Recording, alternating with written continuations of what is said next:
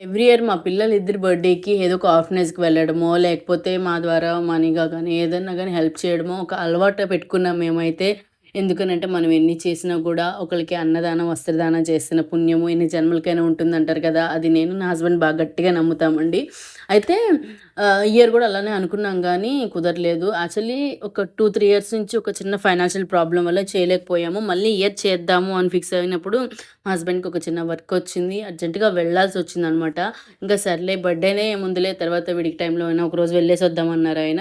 ఇంక నేనైతే చాలా ఫీలయ్యాను. ఎందుకంటే ఆఫ్టర్ 2, 3 ఇయర్స్ తర్వాత మళ్ళీ అనుకున్నాము ఏంటబ్బా! ఇలా జరిగింది అని. కానీ మనం ఏదైనా ఒక మంచి పని చేయాలి అనుకున్నప్పుడు దేవుడు, ప్రకృతి దానికి కంపల్సరీ సహాయం చేస్తారు. నేనిది 100% నమ్ముతానండి.